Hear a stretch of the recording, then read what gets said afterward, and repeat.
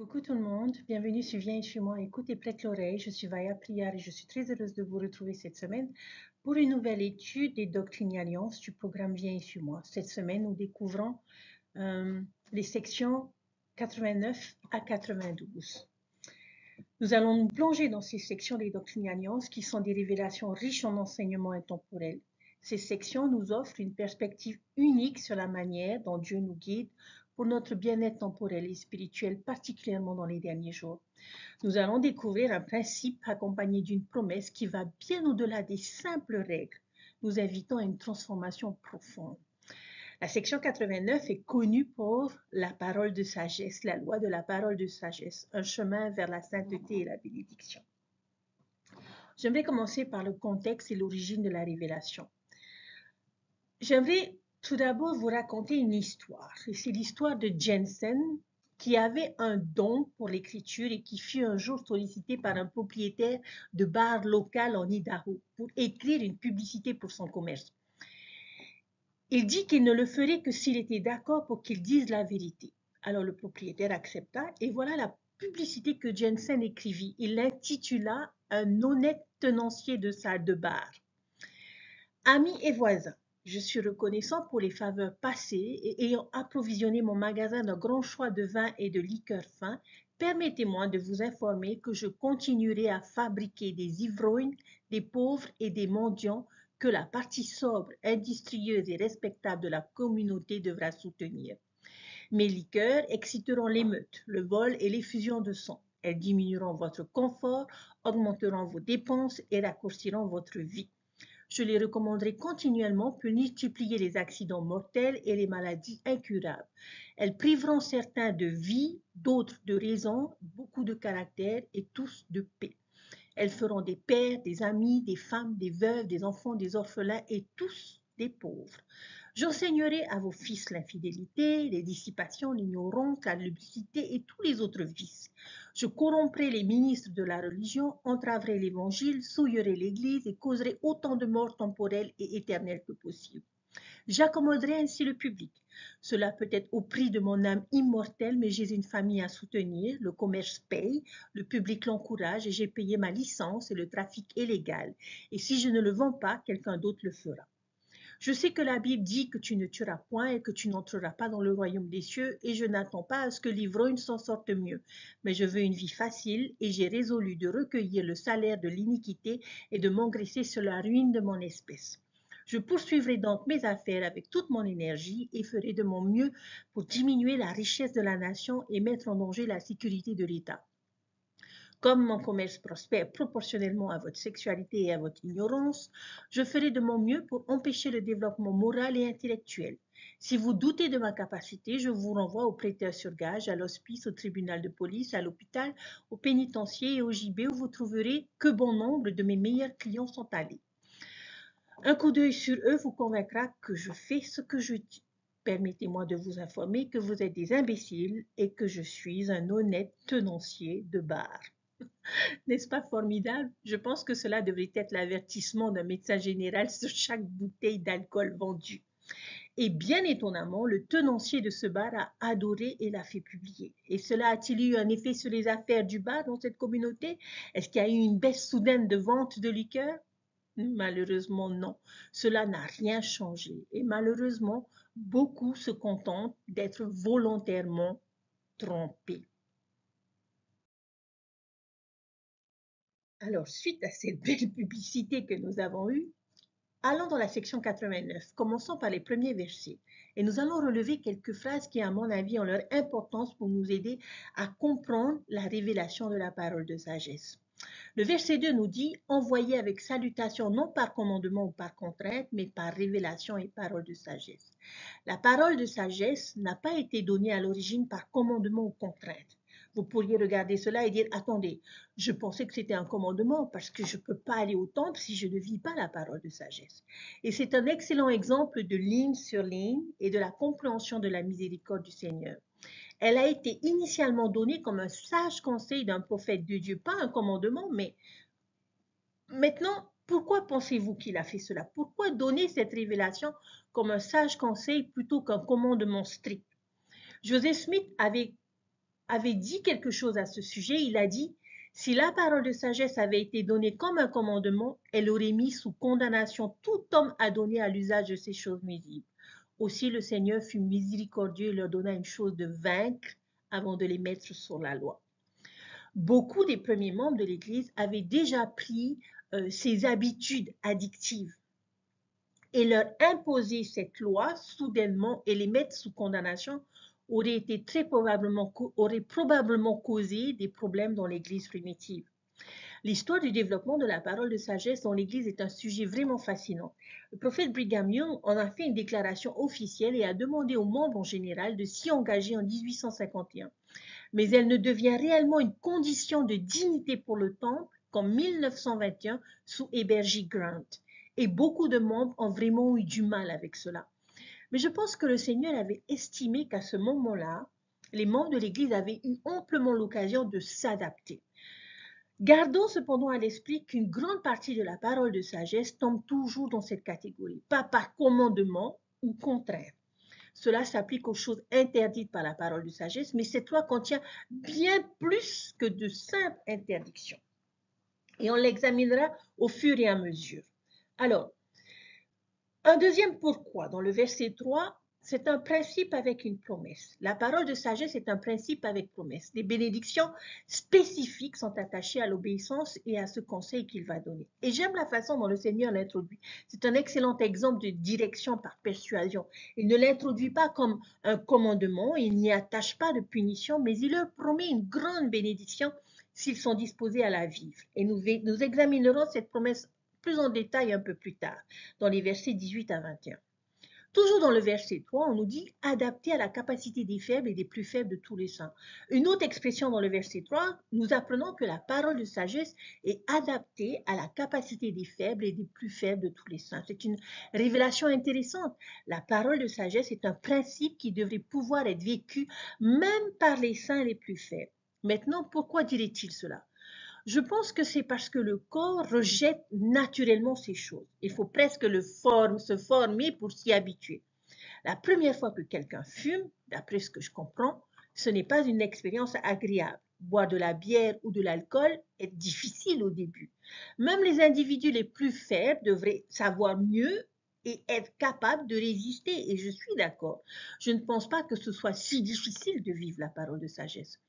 Si vous n'avez jamais essayé ces choses auparavant et que l'on vous a appris à les éviter, il n'y a pas beaucoup de tentation. Lorsque je passe devant un bar, je n'ai pas besoin de dire à mon mari de me retenir, de peur de courir dedans et de prendre un verre. Non, il n'y a aucune partie de moi qui le désire. Et je sais que nous nous glorifions souvent en tant que membres de l'Église du fait que nous n'utilisons pas ces choses. Mais vraiment, si vous avez été élevé dans l'Église, ce commandement ne devrait pas vous causer beaucoup de problèmes. Même le saint le plus faible devrait être capable de vivre cette loi. Dans le verset 4, on nous dit « En conséquence des mauvaises intentions et des desseins qui existent et existeront dans le cœur des conspirateurs dans les derniers jours. » Et je pense que cette phrase est l'une des meilleures pour nous aider à expliquer pourquoi est-ce que nous avons la parole de sagesse. Le Seigneur nous dit pourquoi dans ce verset 4. À cause des mauvaises intentions et des desseins qui existent et existeront dans le cœur des hommes conspirateurs dans les derniers jours.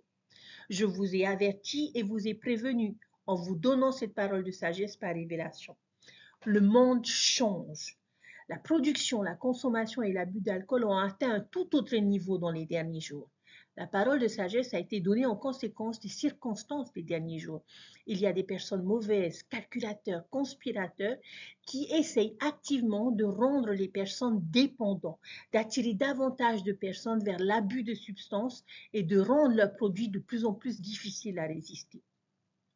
Y a-t-il des preuves que ce soit le cas de nos jours? Bien sûr. La disponibilité et le faible coût de l'alcool ont considérablement augmenté dans les derniers jours. Au fil des années, de nombreuses histoires et rapports ont fait état de corporations ciblant spécifiquement les jeunes avec leurs produits et s'efforçant de créer des toxicomanes à vie qui pourraient fournir à leur entreprise des revenus à vie. Il y a aussi des trafiquants de drogue, des cartels et le crime organisé qui s'efforcent d'atteindre le même but. Il y a des campagnes publicitaires astucieuses qui associent habilement ces substances nocives à la beauté, à la popularité et à l'athlétisme. Ce dernier point est un que je n'ai jamais vraiment pu comprendre, le lien entre le sport et la consommation d'alcool. Les grands athlètes sont-ils vraiment capables de performer à leur plus haut niveau tout en buvant de l'alcool, en fumant, en vapotant ou en consommant des drogues? Peut-être, je suppose que je ne sais pas exactement, mais les deux ne semblent pas vraiment aller ensemble dans mon esprit. Athlétisme et toxicomanie. De plus, je crois qu'il existe un grand nombre d'autres vices qui vont de pair avec la toxicomanie. Il y a les fêtes, l'oisiveté, l'indiscrétion sexuelle, la négligence des responsabilités familiales, le jeu et la violence font trop souvent partie du même ensemble avec ces produits. Les temps ont changé et ont fait de l'alcool, du tabac et d'autres drogues, créant une dépendance, un plus grand danger pour notre santé et notre bien-être qu'à toute autre période antérieure. Eh bien, à cause de ces problèmes des derniers jours, notre Père Céleste, dans son amour et sa sollicitude, nous a donné cette sagesse, qu'il est juste préférable pour nous d'éviter ces choses complètement, puisque la situation est devenue si grave. Dieu n'a pas changé d'avis. Le monde a changé. Du temps de Joseph Smith à aujourd'hui, nous avons besoin du pouvoir protecteur de la parole de sagesse pour nous protéger de l'influence et du pouvoir du diable. Il y a tout simplement trop de gens malveillants, calculateurs et conspirateurs. Or, il y a un principe en ce qui concerne la consommation d'alcool qui n'a jamais changé. L'ivrognerie n'a jamais été acceptable pour notre Père Céleste. Dieu aime le libre arbitre et un excès d'alcool ou de drogue commence à ôter ce libre arbitre. J'ai souvent rencontré des personnes ivres ou sous l'influence de drogue et ils n'avaient aucune idée de ce qu'ils disaient ou de ce qu'ils faisaient. Ils avaient abandonné leur libre arbitre à ces substances et n'étaient pas capables de prendre des décisions éclairées. C'est pourquoi tant de personnes sous l'influence finissent par prendre des décisions si stupides, dangereuses et voire même mortelles. Elles ont abandonné leur libre arbitre à la substance. Pas étonnant que Satan ait poussé ces choses si fortement parce qu'il déteste le libre arbitre. Dieu veut que nous soyons toujours en contrôle. Jésus lui-même a classé l'ivrognerie comme un exemple des actions que les pécheurs commettent dans Luc chapitre 12, verset 45. La modération était la clé à l'époque, mais pour nous, l'abstinence est la meilleure politique compte tenu des circonstances. Cette révélation, chers frères et sœurs, est une protection contre ceux qui cherchent à piéger et à créer des dépendances pour leur propre gain. Cela ne concerne pas seulement la santé physique, mais aussi la sainteté. La parole de sagesse est un code de sainteté, une voie pour devenir un peuple saint. Pas seulement un peuple saint S-A-I-N, mais un peuple saint S-A-I-N-T. Elle implique la soumission à Dieu, la maîtrise de soi et la discipline spirituelle. De plus, cette parole est adaptée à la capacité des faibles et des plus faibles.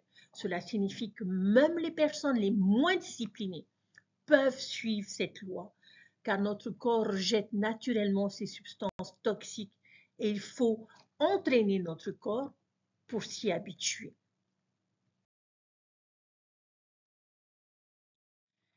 La partie suivante de cette section, nous la reconnaîtrons tous. Ce sont les choses interdites, les interdictions, les choses à ne pas faire.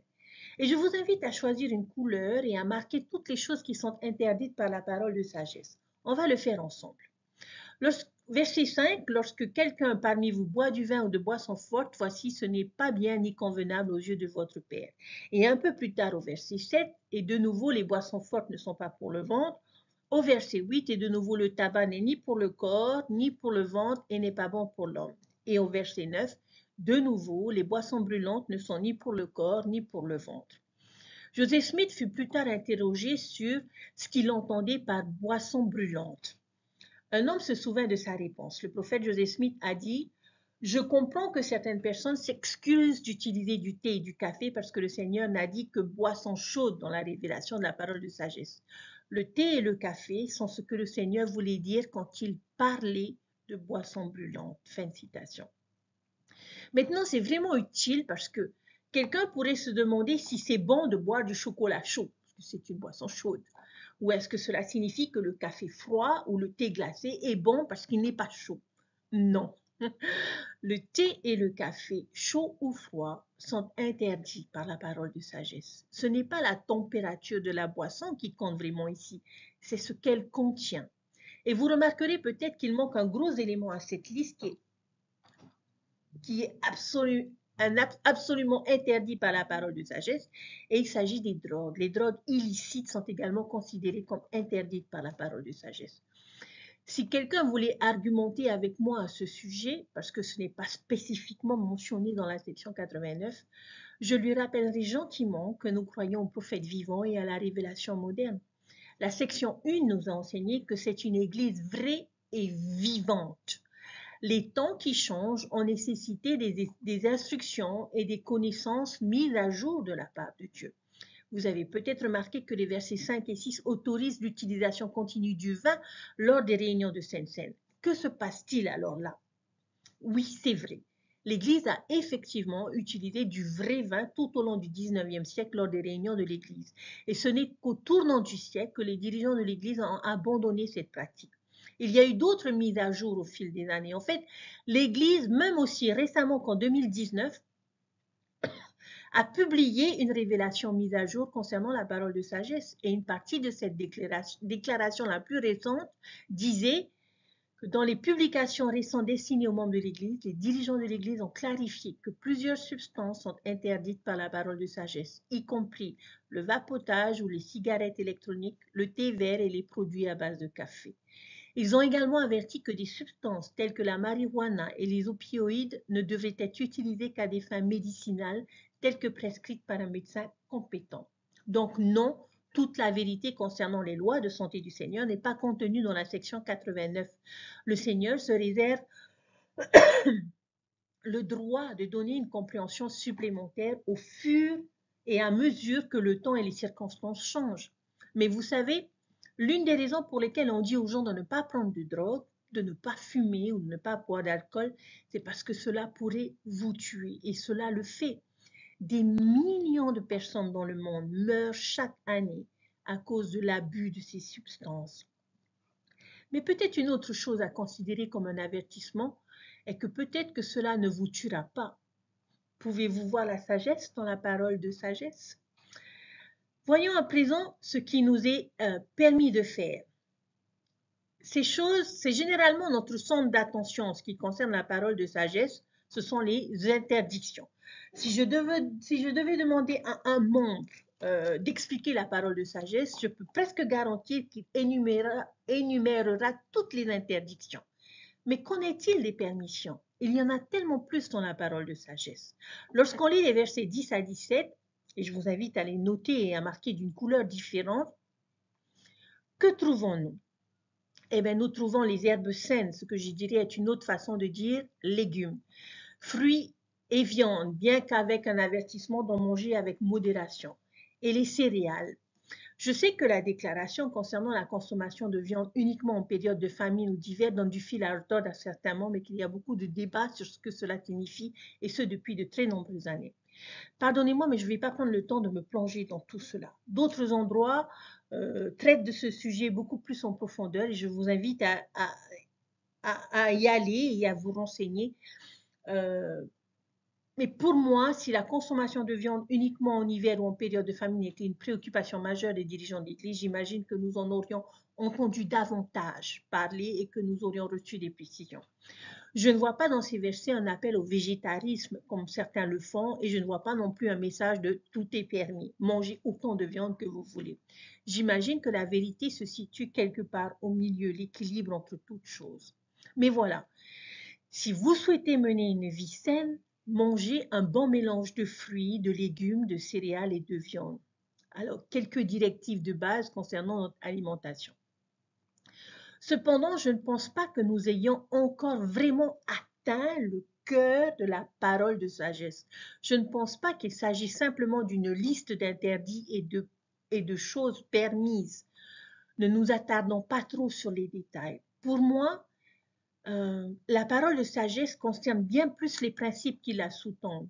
Ce qui est donné ici dans ces quelques 21 versets d'écriture n'est pas une guidance de base. Comme la plupart des commandements de Dieu, il va nous donner les grandes lignes, comme la célèbre citation de Joseph Smith, je leur enseigne des principes corrects et ils se gouvernent eux-mêmes.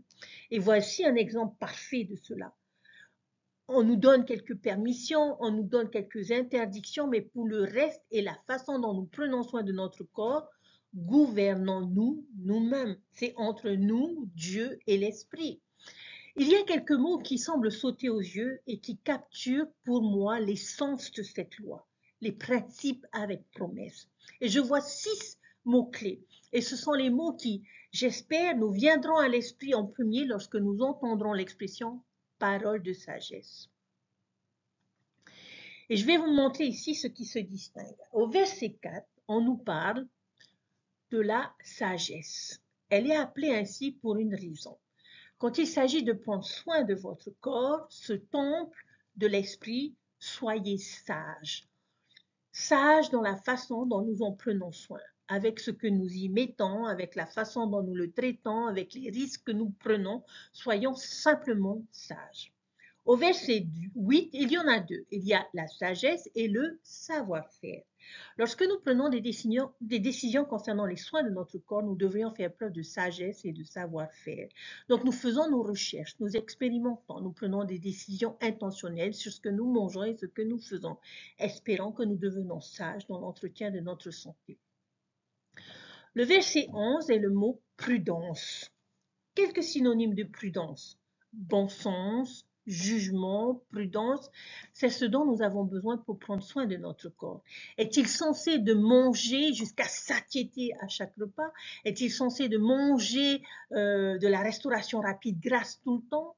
Est-ce un bon jugement de manger de la malbouffe tout le temps et des aliments transformés? Non, ce n'est pas prudent. Et un autre mot au verset 11 qui apparaît aussi au verset 12, c'est le mot action de grâce. Sommes-nous reconnaissants pour la nourriture que nous avons à manger? Rappelons-nous qu'une grande partie des personnes dans ce monde meurent de faim ou n'ont tout juste que de quoi survivre. Exprimons-nous notre gratitude à Dieu pour le don de notre corps et les moyens de le nourrir? Sommes-nous reconnaissants pour l'eau propre et l'accès à de bons soins médicaux? Un autre mot au verset 12, avec économie. Il y a des aliments et des boissons qui ne sont pas interdits par la parole de sagesse, mais qui doivent être utilisés, je dirais, avec modération. Modération dans la quantité de viande que nous consommons, modération dans le nombre de sucreries et de gâteries que nous nous permettons, modération dans le régime que nous choisissons. Comme dans la plupart des choses et des principes de l'Évangile, les extrêmes sont généralement imprudents. Ces 6 mots sont ce que je crois être l'essence de la parole de sagesse.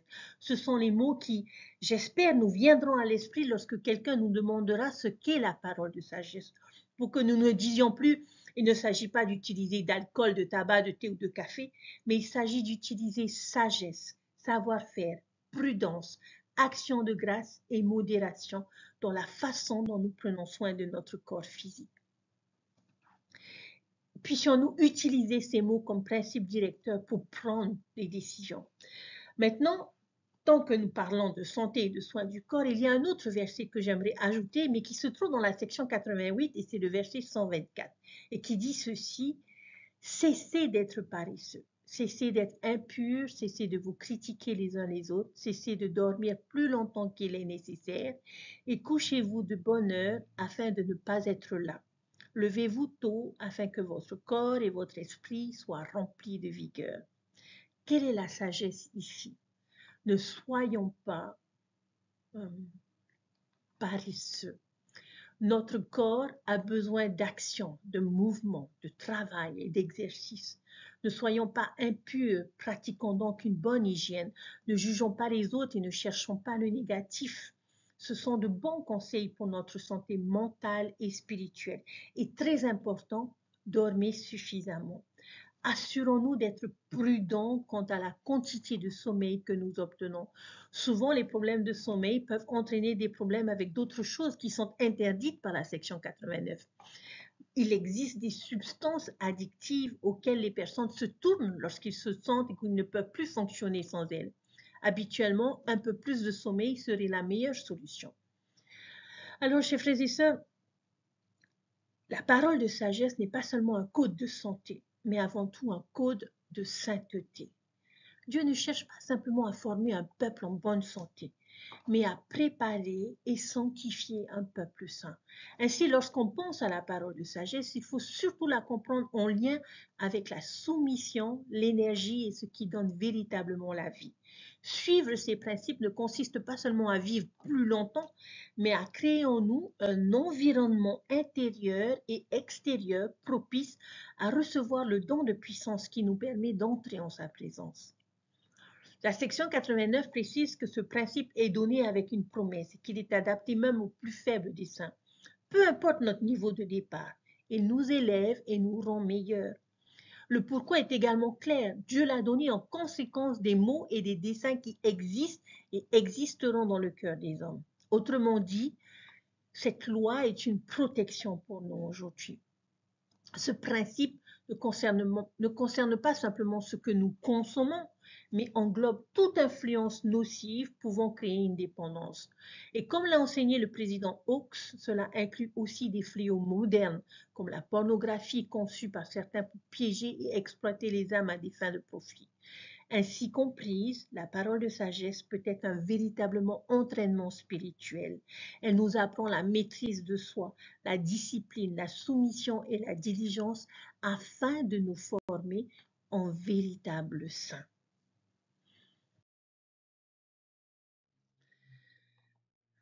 Passons à présent à la dernière partie de la section 89 qui est la promesse.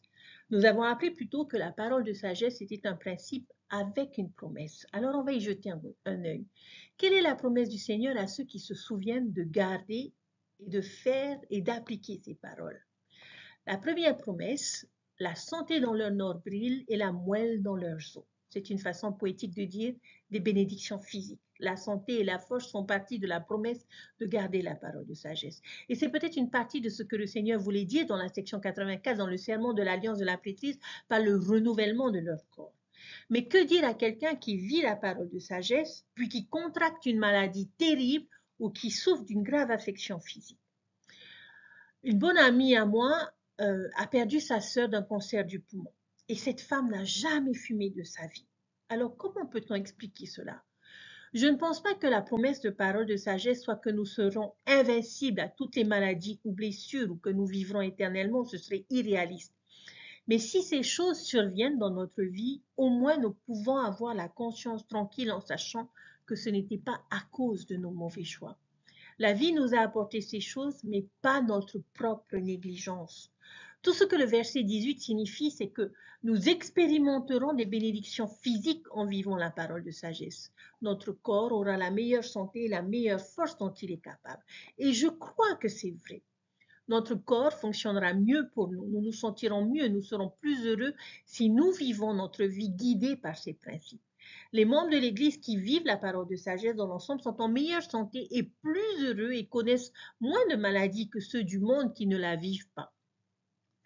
Cependant, il ne s'agit pas nécessairement de votre nombril et de vos os, mais cela a des racines dans l'Ancien Testament, comme notre noyau spirituel, mental et physique, comme la moelle de vos os est ce qui vous donne la vie. C'est comme une promesse que, comme vous serez revigoré avec juste la lumière et la vie émotionnelle, physique et spirituelle.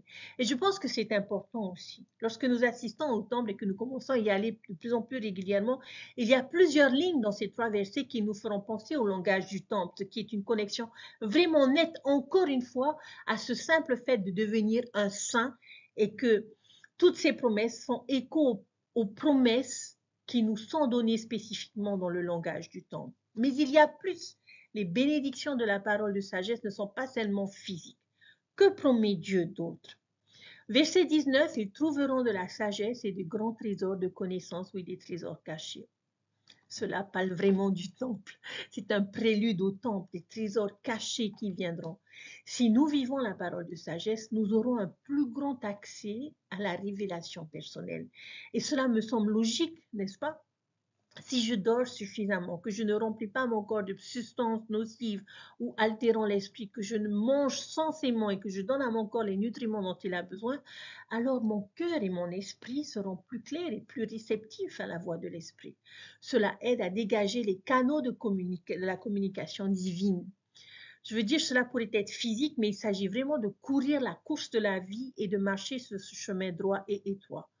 Vous pensez à l'ange destructeur et vous pensez à cette aide qui viendra, à la moelle qui viendra.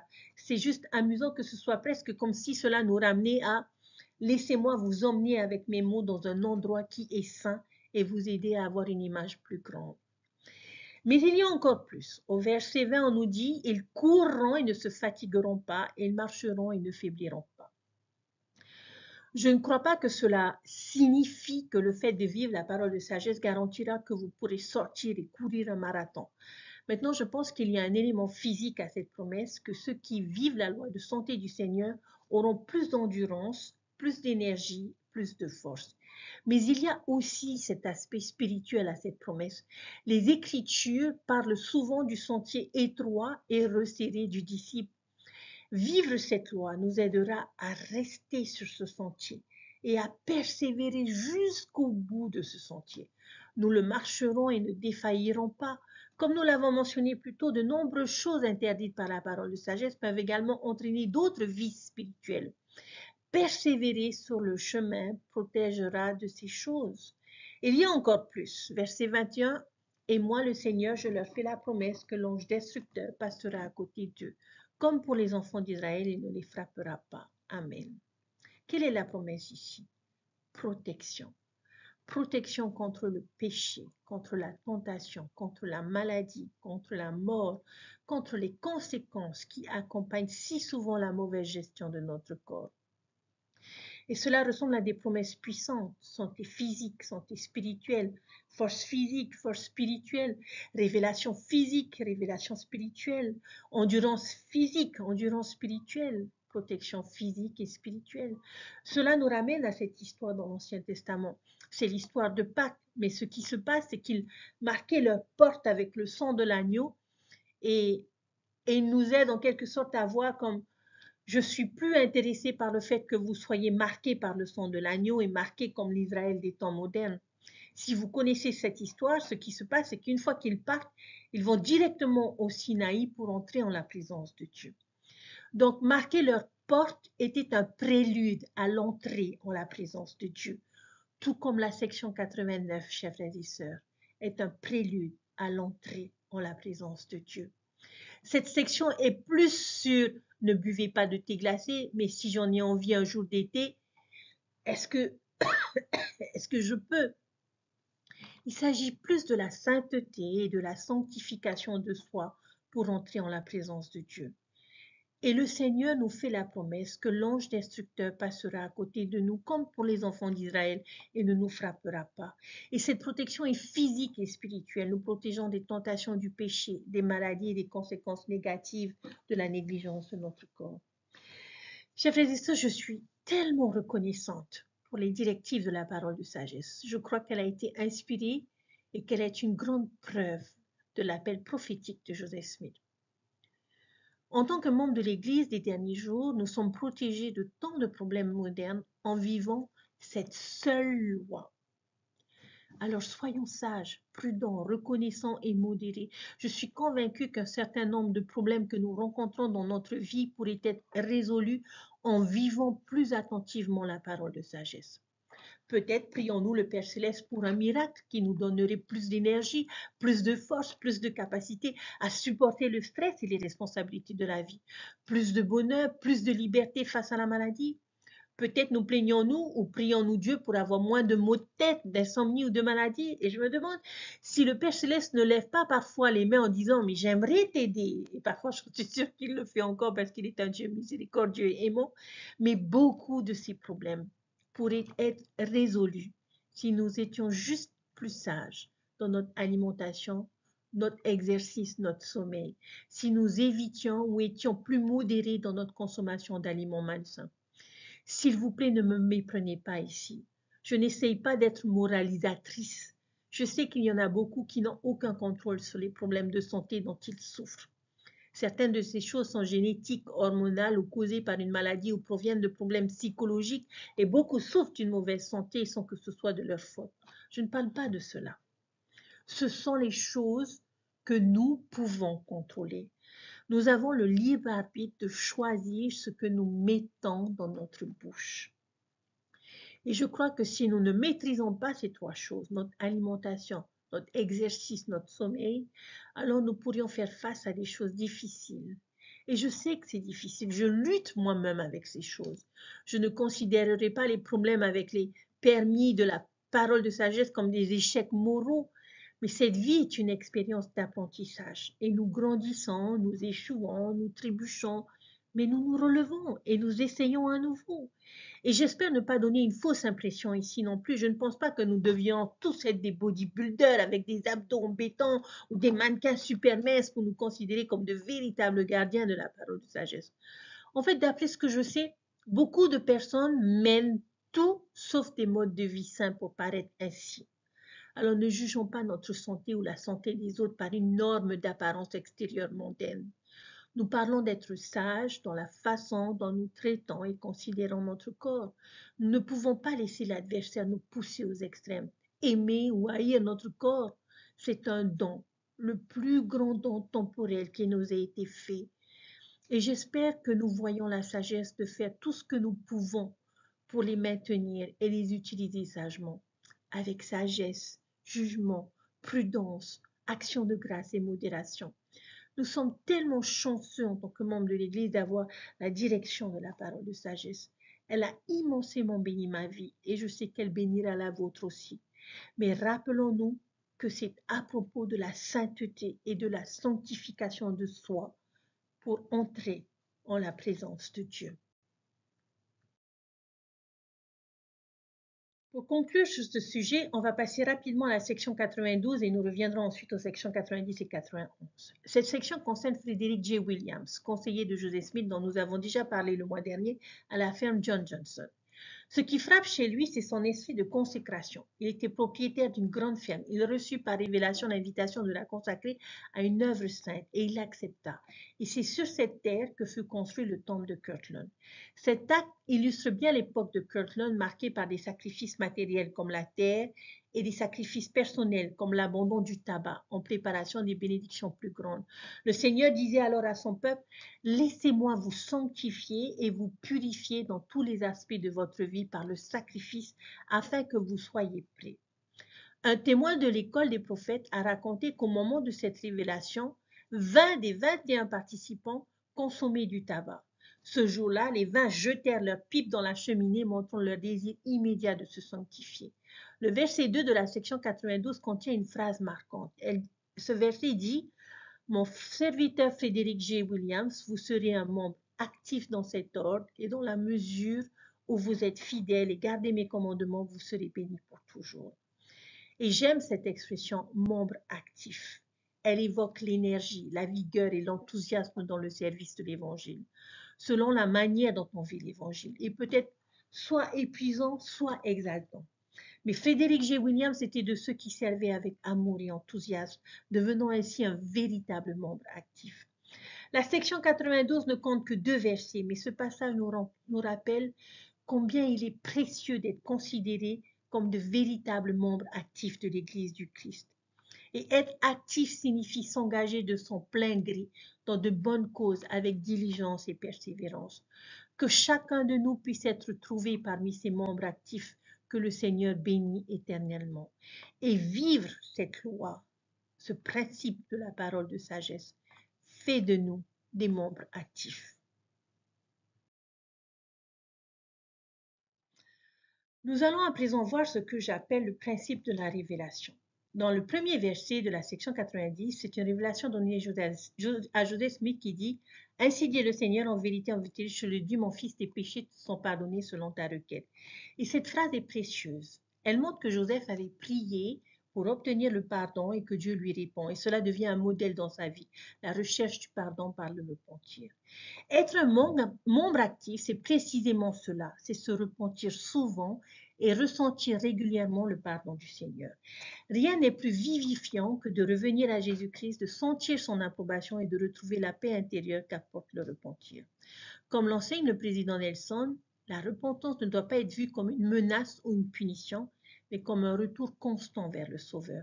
C'est une invitation à vivre de nouveau, à respirer une nouvelle vie dans la sainteté. En résumé, un membre actif est quelqu'un qui fait de la repentance un mode de vie et qui trouve dans ce processus continu la joie et la force de rester proche du Seigneur.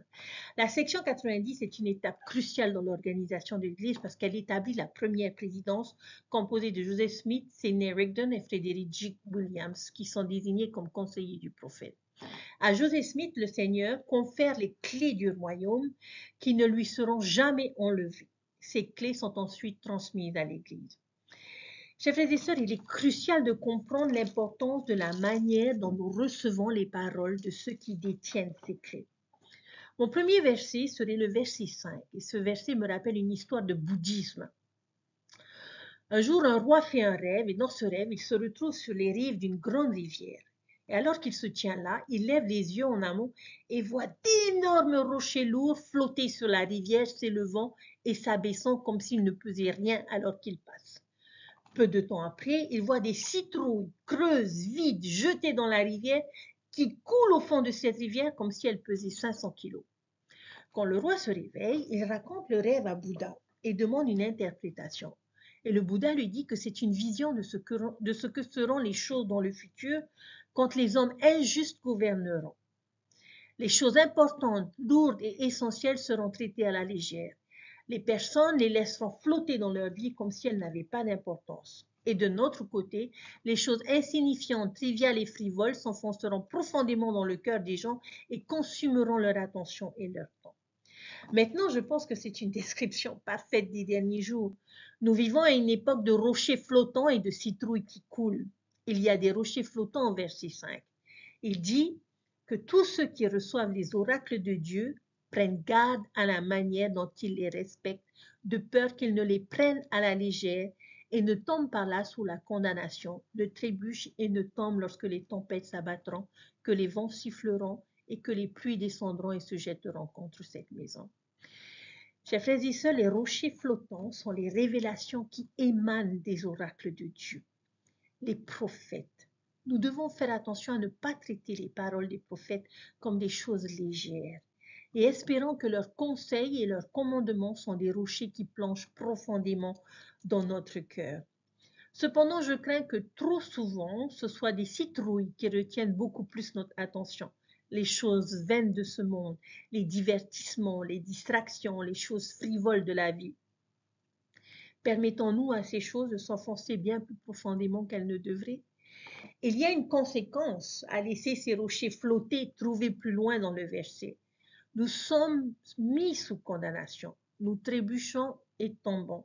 Et quand les vents soufflent et que les pluies descendent et s'abattent et battent notre maison. Et c'est une référence claire à la parabole de l'homme sage et du fou. Je suis sûre que vous connaissez ce chant de la primaire. Le sage a bâti sa maison sur le roc et les pluies sont arrivées. Maintenant, nous savons ce que signifie construire sa maison sur le sable comme le fou.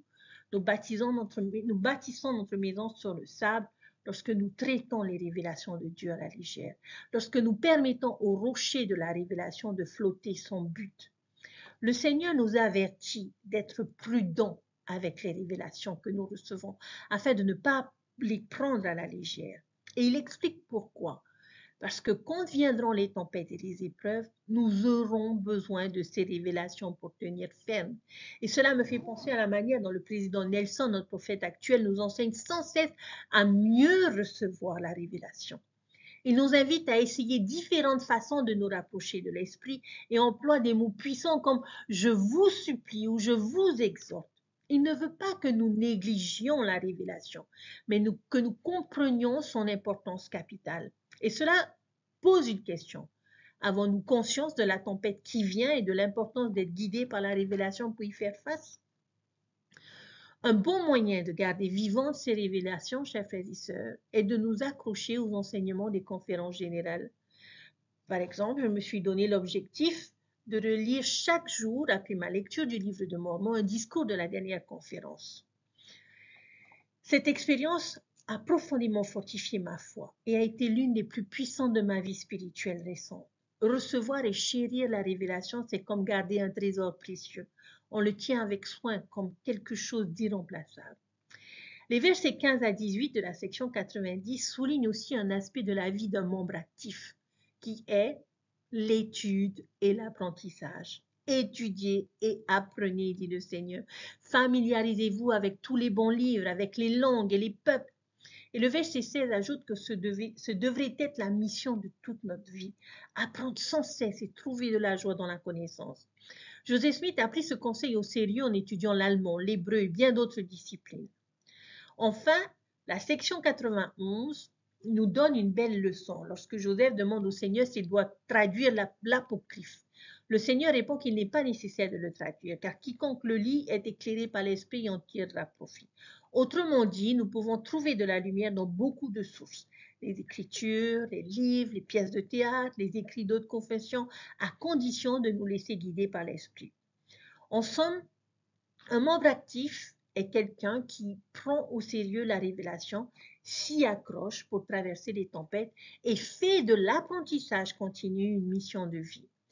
Il y a une promesse puissante qui est donnée au verset 24 où il dit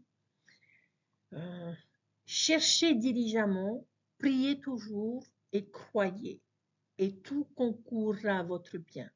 Si vous marchez en droiture et vous vous souvenez de l'alliance que vous avez faite les uns envers les autres. J'aime ce principe, chers frères et sœurs, que toute chose concourt à notre bien si nous marchons dans le sentier de la justice. Si nous voulons assurer une fin heureuse à notre histoire, aimons simplement Dieu et le reste se fera tout seul.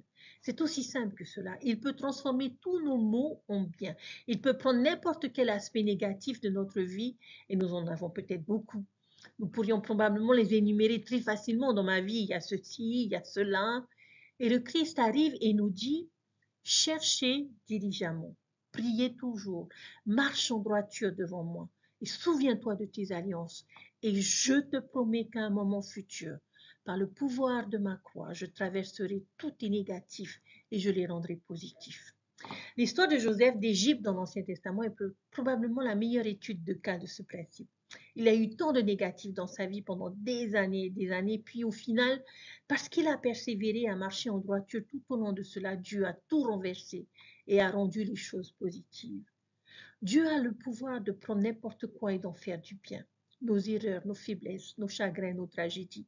Même si nous ne pouvons pas le voir maintenant, quelque part sur la route, nous regarderons en arrière sur ces négatifs dans notre vie et nous verrons avec une perspective éternelle le bien qui en est sorti. Peut-être avez-vous déjà eu une expérience comme celle-là au milieu de votre épreuve. Vous ne pouviez pas voir de bien terrestre qui en découlerait, mais plus tard dans votre vie, avec le recul, vous le verrez. Mais s'il est difficile de l'imaginer maintenant, à un moment donné, nous pourrions très bien nous retrouver à dire « Je suis reconnaissant pour cette souffrance. Dieu en a fait du bien. » C.S. Lewis a parlé de ce phénomène dans ce passage très éloquent exprimé dans une de ses œuvres, The Great Divorce. Il a dit « Nous ne pouvons pas, dans notre état actuel, saisir pleinement ce qu'est l'éternité. Mais on peut en avoir une idée en comprenant que le bien et le mal, lorsqu'ils sont arrivés à maturité, deviennent rétrospectifs et transforment tout notre passé. Ainsi, pour ceux qui sont sauvés, toute leur vie terrestre apparaîtra comme ayant déjà été le ciel. Pour les damnés, en revanche, leur existence entière sera reconnue comme ayant toujours été l'enfer. C'est là une vérité que les mortels comprennent mal. Face à la souffrance, ils disent « Aucune béatitude future ne pourra compenser cela », ignorant que le ciel, une fois atteint, agit en retour et transforme même les pires douleurs en gloire. De même, face au péché, ils disent « Laissez-moi goûter ce plaisir, j'accepterai les conséquences », sans voir que la damnation se répandra en arrière dans leur passé, souillant même le plaisir qu'ils pensaient avoir connu. Ces deux processus commencent déjà avant la mort. Le passé du juste se transforme, ses péchés pardonnés et ses épreuves surmontées acquièrent déjà la saveur du ciel. Le passé du méchant, lui, s'assombrit et reflète déjà sa corruption. C'est pourquoi à la fin, quand tout sera révélé, les bénis diront avec vérité, nous avons toujours vécu au ciel, et les perdus diront, nous avons toujours été en enfer. Car pour les sauver, ce qui paraissait être la vallée de la misère se révélera avoir été une source de vie. Là où ils croyaient ne voir que des déserts, ils découvriront que les bassins étaient remplis d'eau. Fin de citation. Chers frères et sœurs, souvenons-nous, toute chose concourt au bien de ceux qui marchent en droiture et se souviennent de leur alliance. Cette petite déclaration juste là au verset 24 est le genre de déclaration qui peut guider un individu toute sa vie et l'aider à traverser presque n'importe quoi. Et je sais que cela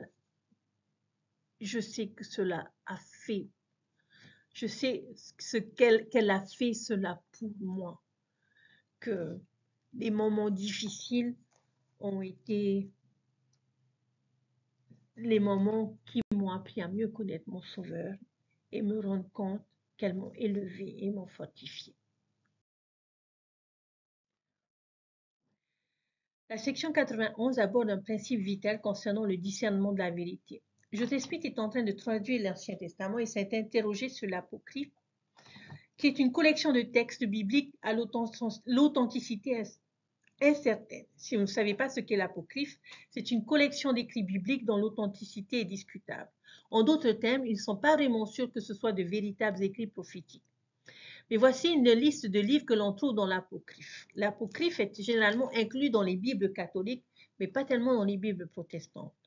L'Église a suivi les traces de la tradition protestante et vous ne trouverez pas l'Apocryphe dans nos Bibles. La Bible que Joseph traduisait lors de sa traduction inspirée de la Bible contenait l'Apocryphe et il se demanda donc s'il devait être traduit. La section 91 fut la réponse du Seigneur. Maintenant, je veux que vous écoutiez cette section en gardant à l'esprit plus que l'Apocryphe. Le Seigneur va nous enseigner ici un principe concernant la lecture ou le visionnage ou l'expérience de choses qui ne révèlent pas nécessairement du domaine, qui ne relèvent pas nécessairement du domaine des Écritures ou de la révélation prophétique. Voici ce que le Seigneur dit. Verset 1. En vérité, ainsi vous dit le Seigneur concernant les apocryphes. Ils contiennent beaucoup de choses qui sont vraies et ils sont en majeure partie traduits correctement. Ils contiennent beaucoup de choses qui ne sont pas vraies, qui sont des interpolations de la main des hommes. En vérité, je vous dis qu'il n'est pas nécessaire que les apocryphes soient traduits. C'est pourquoi quiconque les lit, qu'il comprenne, car l'Esprit manifeste la vérité. Et quiconque est éclairé par l'Esprit en retirera du profit. Et quiconque ne reçoit pas par l'Esprit ne peut pas en profiter. C'est pourquoi il n'est pas nécessaire qu'il soit traduit. Amen. C'est un principe éclairant. Tout comme l'Apocryphe, il y a beaucoup de choses qui contiennent des vérités et des choses qui ne sont pas vraies et qui sont des interpolations de la main des hommes. Alors, que faisons-nous lorsque nous rencontrons de telles choses? Qu'en est-il de la littérature, de la poésie, des autres religions, du théâtre ou même des films? Est-il possible de tirer profit de ces sources également? Ou ne pouvons-nous nous trouver la vérité et l'inspiration que dans les Écritures révélées? La réponse est que oui, nous pouvons tirer profit de ces autres endroits. Mais la clé est d'avoir l'esprit. Si vous êtes éclairé par l'esprit, vous en tirerez profit.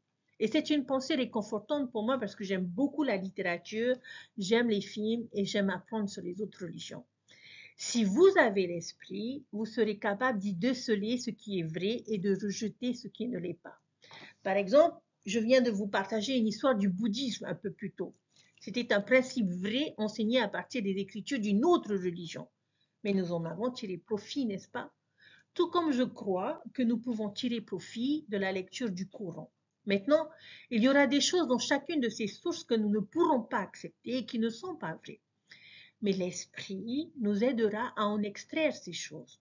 J'ai trouvé inspiration et vérité dans les écrits de Shakespeare et des sœurs Bronte, de Mark Twain, de Charles Dickens. J'ai aussi appris de grandes vérités de films comme celui de Le Monde de Narnia et bien d'autres. La clé, c'est l'esprit. Si nous abordons ces choses avec une ferme compréhension et un témoignage de l'Évangile rétabli, et si nous cultivons l'esprit dans nos vies, alors nous pouvons nous étendre et chercher à travers toutes les choses merveilleuses qui ont été créées par les mains et les esprits de nos semblables. Mais nous devons nous souvenir que Dieu est l'inspiration derrière toute vérité et les membres de l'Église n'ont pas le monopole de celle-ci. Il a répandu cette vérité et cette inspiration à travers toutes les cultures, religions et peuples. Si nous cherchons avec l'esprit, ces choses peuvent enrichir nos vies et approfondir notre compréhension. Une autre idée rapide pour cette section, si vous voulez avoir un petit aperçu des écrits apocryphes.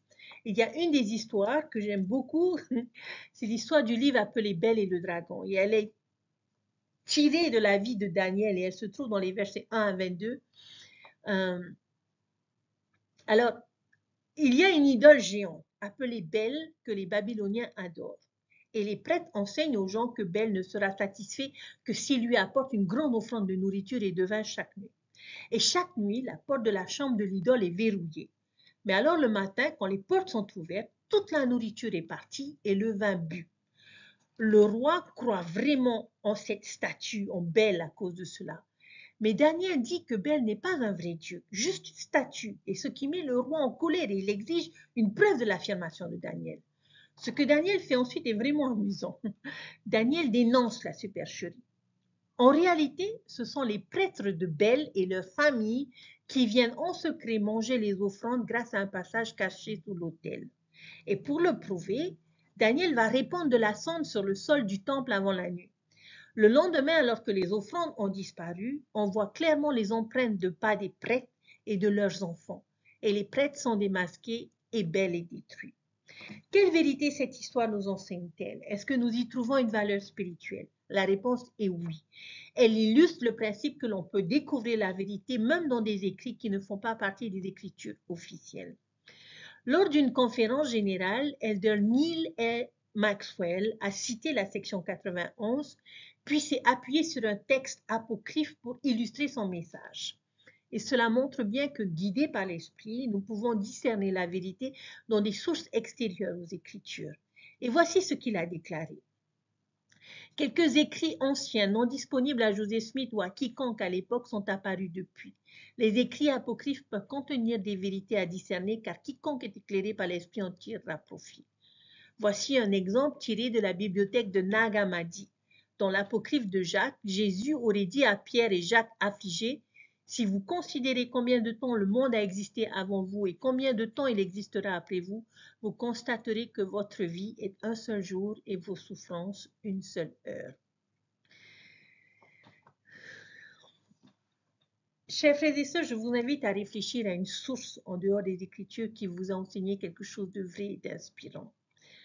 Et je vous invite à faire une courte prière la prochaine fois que vous lirez, regarderez ou écouterez une source non scripturaire. Et vous pourriez demander au Seigneur, aide-moi à apprendre ce qui est vrai et à écarter ce qui ne l'est pas. Mais le principe clé ici, chers frères et sœurs, est que quiconque lit, qu'il comprenne, car l'Esprit manifeste la vérité. Quiconque est éclairé par l'Esprit en retirera du profit, et quiconque ne reçoit pas par l'Esprit ne peut pas en profiter. Ce principe s'applique à toutes les sources d'informations que nous rencontrons, littérature, poésie, films, religion, médias. Si nous sommes guidés par l'Esprit, nous pouvons discerner la vérité de l'erreur et en tirer profit, même des sources qui ne sont pas les Écritures. L'Esprit est la clé qui ouvre le trésor de la vérité. Comme un compas, notre foi doit être fermement ancrée dans l'Évangile rétabli. Mais nous devons aussi étendre notre recherche de vérité partout guidée par l'Esprit. Dieu est l'auteur de toute vérité. Elle ne se limite pas aux pages des Écritures ni aux murs de nos chapelles. En marchant avec l'Esprit, nous pouvons reconnaître la voix de Dieu non seulement à la conférence générale, mais aussi dans un poème, une scène de film, une conversation ou même dans les enseignements des autres religions.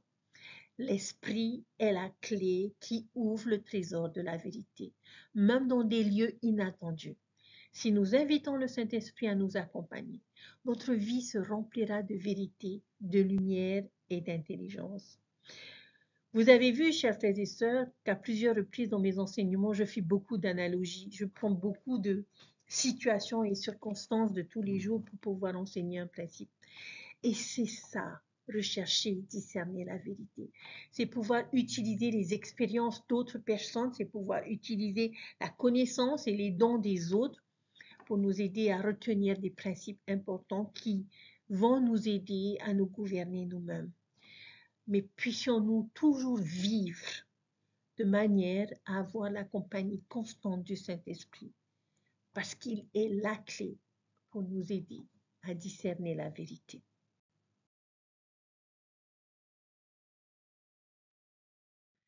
Aujourd'hui, nous avons exploré des principes profonds des doctrines Alliance 89 à 92. Nous avons appris que la parole de sagesse n'est pas seulement un code de santé, mais un principe de sainteté offert par un Père céleste aimant, nous protégeant des maux des derniers jours et nous promettant santé, sagesse, endurance et protection. Nous avons vu aussi l'importance de suivre les conseils de la première présidence qui détient les clés du royaume et de ne pas prendre leur parole à la légère. Enfin, nous avons compris que l'esprit est notre guide ultime pour discerner la vérité dans toutes les sources d'information, qu'elles soient scripturaires ou non. Ces principes, chers frères et sœurs, que nous avons vus aujourd'hui, nous invitent tous à être des membres actifs ou vivants dans l'Église de Jésus-Christ, engagés, spirituellement vibrants et désireux de faire le bien. Je témoigne que ces vérités sont éternelles et que le Seigneur nous aime suffisamment pour nous donner des instructions claires pour notre bien. En vivant ces principes, nous serons grandement bénis physiquement et spirituellement. Je vous invite à réfléchir à la manière dont vous pouvez appliquer ces principes dans votre vie, que ce soit en prenant mieux soin de votre corps, en étant plus attentif aux paroles du prophète ou en cherchant activement la vérité avec l'aide de l'Esprit. En le faisant, je vous promets que tout concourra à votre bien. Dieu vit et Dieu nous aime et il sera toujours là. Et les lois qu'il nous donne, les principes qu'il nous enseigne à travers ses prophètes et l'esprit qui nous accompagne témoignent de tout l'amour qu'il a pour chacun d'entre nous et du souci qu'il se fait pour notre bien-être physique, temporel, spirituel, émotionnel. Et je prie que nous soyons bénis et que nous nous engagions à être des membres actifs et vivants de l'Église. Jésus-Christ est notre Sauveur et notre Rédempteur, et il nous aime. Et c'est mon témoignage et mon enseignement que je vous laisse au nom de Jésus-Christ. Amen. Prenez soin de vous, chers frères et sœurs, dans tous les sens du terme. Prenez soin de vous, physiquement, spirituellement, émotionnellement. Lisez vos Écritures, s'il vous plaît. Ils sont la source de tout bien-être. Et apprenant à utiliser l'Esprit, je prie qu'il nous accompagne tout au long de cette semaine. Merci pour votre fidélité, merci pour vos messages, merci d'être toujours là et j'espère que ces enseignements répondent aux questions que vous vous posez, mais surtout vous aident à vous rapprocher de Jésus-Christ et de notre Père Céleste. Prenez soin de vous et je vous dis à la semaine prochaine. Bye.